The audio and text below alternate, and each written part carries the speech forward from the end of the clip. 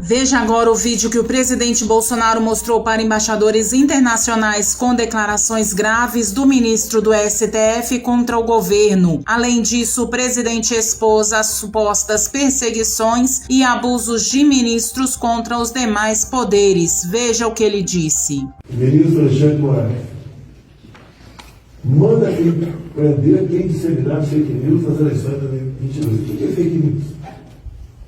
É o que eles acham que é fake news. Gabinete de ódio. Foi dito na tribuna por uns advogados, não é momento algum se falou em gabinete de ódio. Gabinete de ódio, sim. E essa alcunha não foi dada nos inquéritos, não foi dada por opositores políticos, foi um ministro de Estado. Um ministro de Estado que disse, aqui do lado é o gabinete do ódio, só ficou produzindo. Se houver repetição do que foi feito em 2018, o registro será cassado. E as pessoas que se fizerem irão para a cadeia por atentar contra as eleições e contra a democracia no Brasil. Eu volto, presidente. Atentar contra as eleições e a democracia. Quem faz isso? O próprio TSE, ao tentar esconder o inquérito de 2018. Pode o magistrado ameaçar quem quer que seja.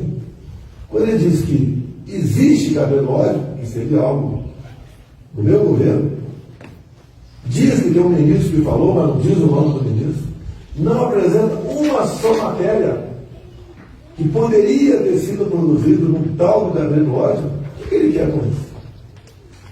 Para que acirrar os ânimos entre o Poder Judiciário e o Poder Executivo? Não é comportamento de um magistrado a ameaça. Se diz que existe cabelo ódio, repito, apresento uma só matéria que poderia ser produzida por um gabinete vinculado a mim, na presidência da República. É lamentável esse comportamento ameaçando. Quer amedrontar quem? Como já aconteceu comigo, botaram uma página minha no Facebook, uma matéria de uma revista falando sobre AIDS e vírus, Covid, e ele achou que aquilo é fake news e está em processando. Eu não sei onde acha que ele pode parar. Nós temos a paz, a tranquilidade, o respeito que não tem da outra parte para conosco. Eu não sei o que faz uma pessoa agir dessa maneira. Quem escolhe as pessoas para dizer o que esse ou aquele candidato bota em sua página, se é fake news ou não, é o próprio TSE, que desmonetiza a página, que derruba outras, que sugere prisões, que caça parlamentar,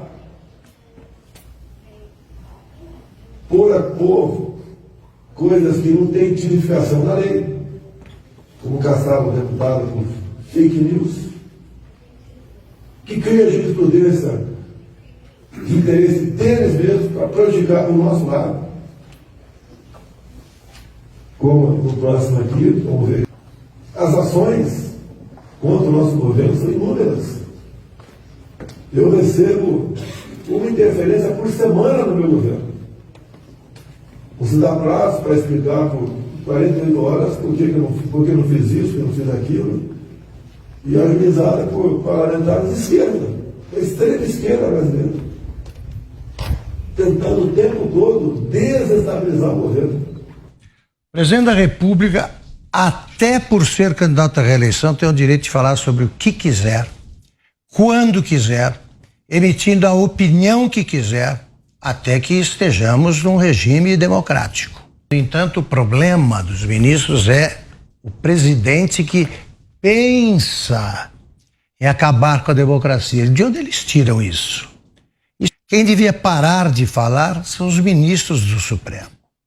Eles não têm nenhuma autoridade para dar palpite nesses campos em que eles vêm pisando, literalmente, porque não foram eleitos para isso, não tiveram um voto e se metem em atribuições de poderes cujos ocupantes, esses sim, foram eleitos. O presidente Bolsonaro fez muito bem em ter essa conversa e deve ter as conversas que quiser.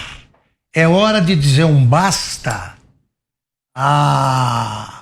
ao exagero de declarações, para ser gentil, do Supremo Tribunal Federal. Bem, o que a gente percebe nestes pronunciamentos do presidente a embaixadores é que, de fato, a tensão que vai sendo criada neste processo eleitoral, agora em vias de se consumar, é uma tensão que provém do árbitro da eleição.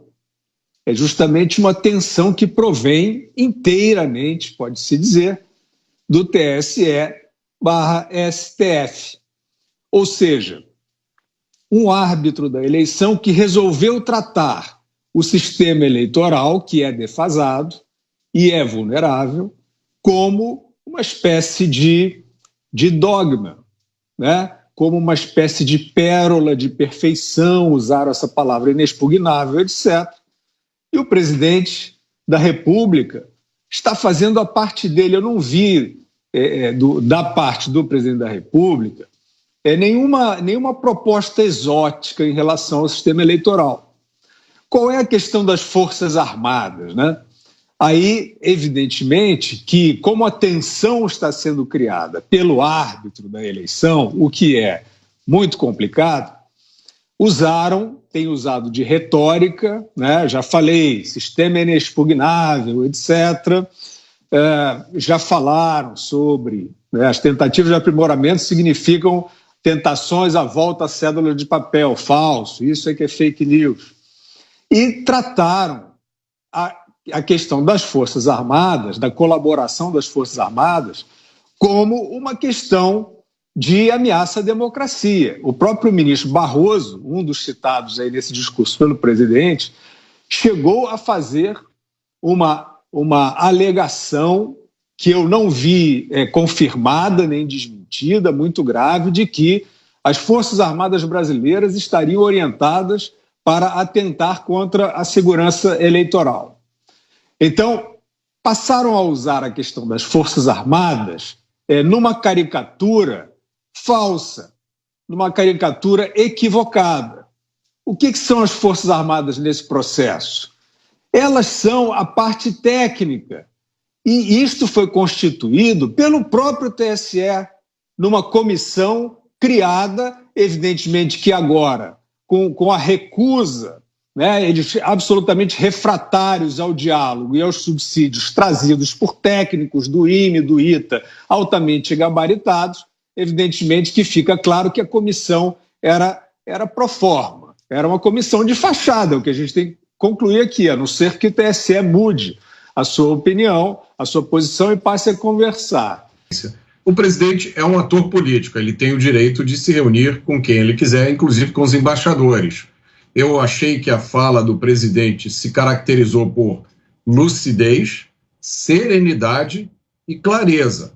Não é só o presidente que está cobrando transparência. Isso é o que todo o Brasil está cobrando. O presidente do TSE, ministro Fachin, recusou o convite para participar dessa reunião, alegando que, como presidente do TSE, ele tem o dever de imparcialidade.